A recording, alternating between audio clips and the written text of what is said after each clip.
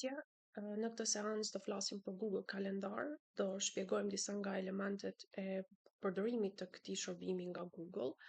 Në faqen web të Google-it, kur e kemi hapur në shumë pikëshi, ne zgjedhim Google Kalendar. Përmes Google Kalendar ne mund të regjistrojmë evente ose shumë takime apo task ose detyra të ndryshme për të kryer.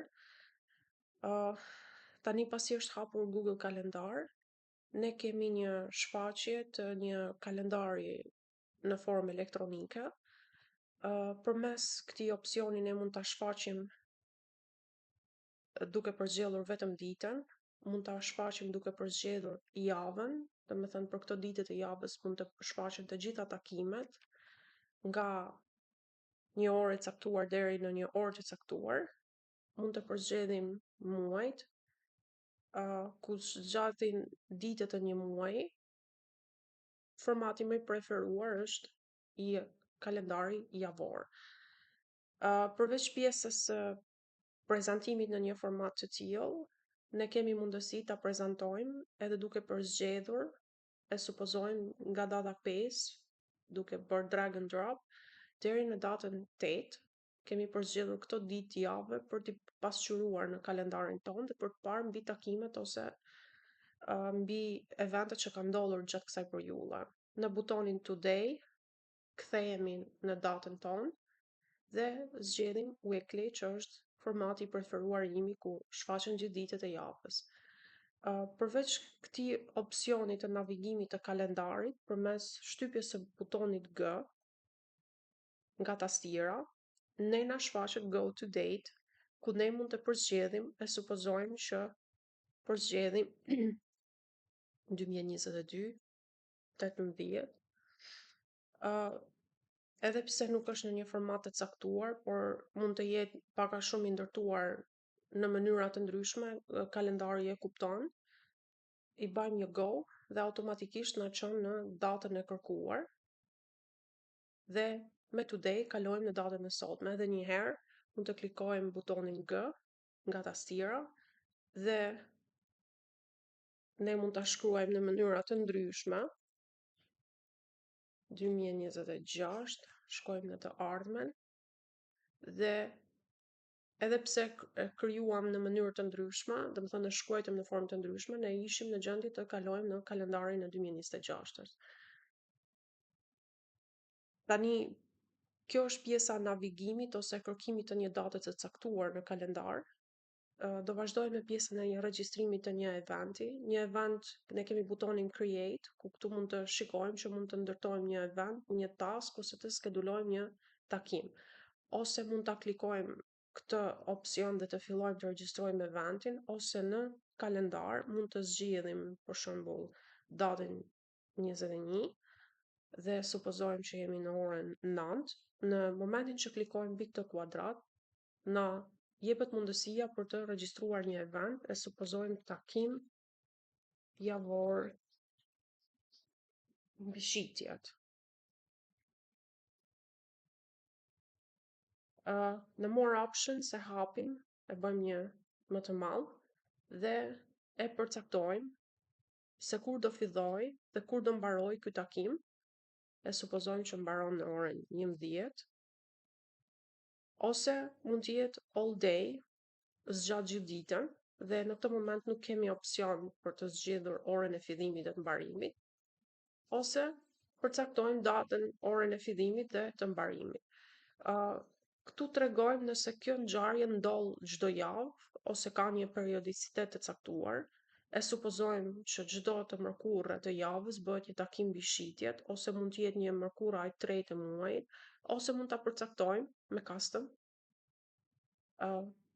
Sa herë ndodh kjo ngjarje, supozojmë që është një herë në javë, çdo të martë, dhe tregojmë që kjo do ndodh vazhdimisht çdo të martë të javës, ose mund ta përcaktojmë që ky është, e supozojmë, një projekt i cili përfundon në gusht të 2025-s, që do të thotë deri në këtë datë, çdo të martë, çdo të mërkurë do bëhen takime mbi këtë temë.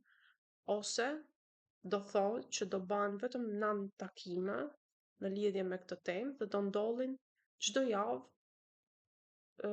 javë ditën e mërkurë, domethënë do takohen nën herë, sipas një plani ose një projekti të caktuar. Dhe mund t'i bëjmë danë. Tani ne kemi konfiguruar periodicitetin e këtij takimi dhe gjithashtu dhe specifikat datën dhe orën kur fillon dhe mbaron. Pastaj vazhdojmë me përcaktimet e tjera.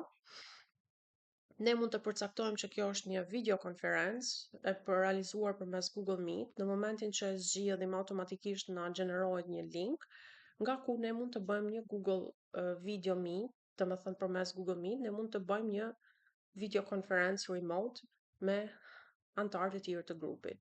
Ose mund të jetë një vendodhje fizike, e supozojmë që është në Lezhë, dhe përmes këtij opsionit këtu ne mund të shikojmë në hartë. Në këtë rast nuk ka një adresë të specifikuar në këtë qytet, por mund të jetë edhe më e specifikuar. Dhe përmes hartës ne na jep një orientim se ku ndodhet kjo vendodhje. Pastaj jo notification, e supozojmë që 2 orë, tu mund ta përzgjedhim se kur mund ta bëjmë notifikimin mbi këtë takim, 2 orë para se të fillojë takimi, do marrim një notifikim që takimi do fillojë. Ose përveç notifikimit, kemi mundësi që të dërgojmë një email 2 ditë, përzgjedhim ditë, 2 ditë përpara ngjarjes për të njoftuar pjesëmarrësit dhe për t'i lajmëruar, për t'i kujtuar mbi këtë event. Mund të ndërtojmë deri në 5 notifikime ose emailë mbi një event. Mund të përcaktojmë ngjyrën, se si mund të na pëlqejë që të dukemi në këtë në prezantimin tonë në publik. Pastaj këtu është nëse dëshirojmë që gjatë kësaj kohe të shfaqemi sikur jemi busy, të zënë, ose mund të jemi free, të lirë. Ose default mund të jemi e mbajmë publik ose privat. Publik është për të gjithë personat që janë guests, ose privat mbahet dhe nuk shfaqet. Në këtë përshkruhet një përshkrim mbi ngjarjen. Supozojmë që jepet një informacion rreth këtij takimi dhe gjithashtu mund të shtojmë një link me insert link. Ne mund të vendosim një link të një videoje ose të një informacioni të ndryshëm në web, ose mund të uploadojmë dokumenta të ndryshëm nga kompjuteri ose nga drive-i ose nga lokacione të ndryshme dhe i bashkangjisim kësaj ngjarjeje. Pastaj mund të shtojmë guest dhe mund të ketë edhe të tjerë, dhe mund t'i japim të drejta këtyre guestëve ose këtyre pjesëmarrësve që të mund të ndryshojnë eventin, domethënë të gjitha këto ndryshime që unë i bëra, edhe personat e cilët janë pjesëmarrës në këtë event mund ta ndryshojnë, ose mund të ftojnë të tjerët, ose mund të jetë një takim i cili të gjithë pjesëmarrësit mund të shikojnë se kush merr pjesë në këtë takim, ose mund të mahet sekret, është me listë të mbyllur, që do të thotë pjesëmarrësit nuk kanë informacion se kush merr pjesë në këtë event, ose nuk kanë të drejtë që të ftojnë të tjerët, ose mund të kenë të drejta në varësi të konfigurimit ose llojit të takimit që ju kërkoni të ndërtoni, dhe bani një save. Në këtë rast, duke qenë se kemi pjesëmarrës, mund t'i thuhet nëse duhet të dërgohet një email mysafirëve të këtij kalendarje. Supozojmë që mund bën një send dhe i dërgon një ftesë me email. Në këtë rast unë zgjedh don't send dhe ne e kemi ndërtuar takimin ton. Përveç kësaj, ne mund të ndërtojmë edhe një task. Përzgjedhim task në orën 9 dhe këtu shënojmë korrigjim, testesh, dhe mund t'japësh një detyrë se çfarë mund të bëhet me këtë test, dhe e krijojmë në task. Tani ne mund ta editojmë, mund ta shënojmë mark completed, që do thotë në momentin që e bëjmë mark completed, do thotë që kjo detyrë është përfunduar, ose mund ta fshijmë ose mund ta editojmë, ose mund ta bëjmë mark uncompleted, që nuk ka përfunduar akoma. këto janë hartimi i taskeve dhe i eventeve. E supozojmë që mund ta dërgojmë këtë event përmes këtij linku, mund t'i shtojmë një Google Meet, ose përmes këtij butoni mund ta editojmë, ose mund ta fshijmë. Ne mund ta editojmë, mund të vendosim të ndryshojmë ose të shtojmë elemente këtij takimi, ose në More Actions, siç e shikoni ne kemi mundësi ta printojmë, ose mund t'i bëjmë një delete.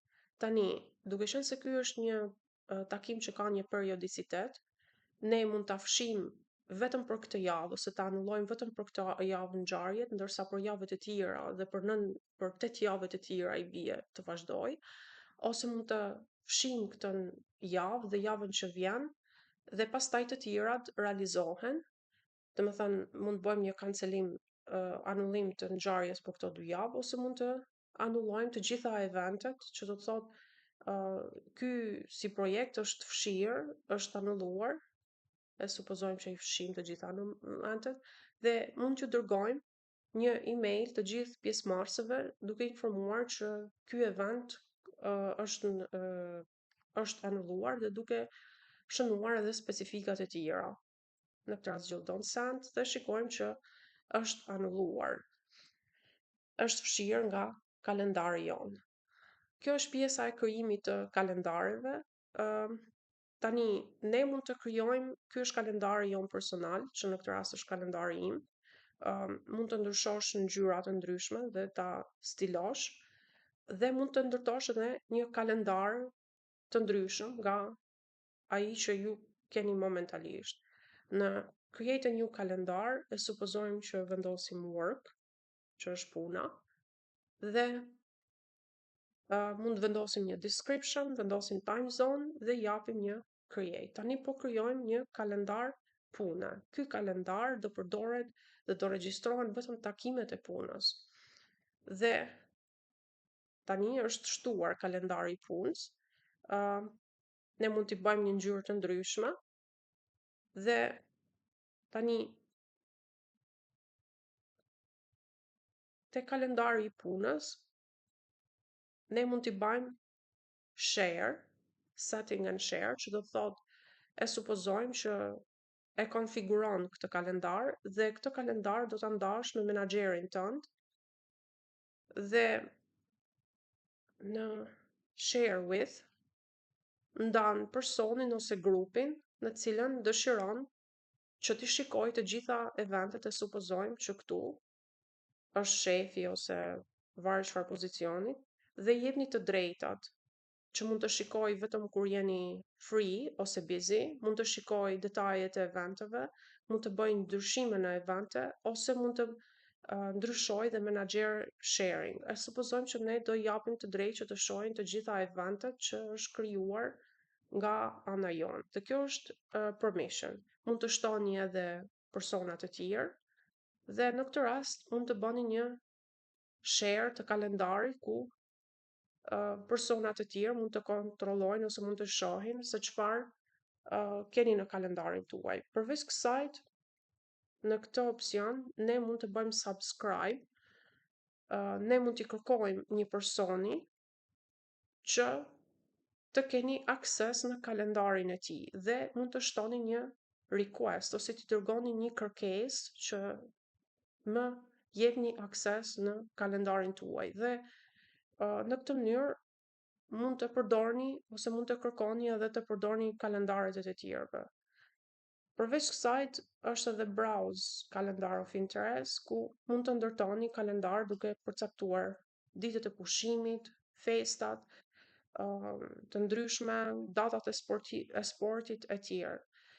Dhe në këtë mënyrë mund të ndërtoni disa elemente në kalendarin tonë. Ky është pak a shumë Google Kalendar me elementet më të thelbësore dhe më të përdorshme për sa i përket konfigurimit të eventeve të ndryshme.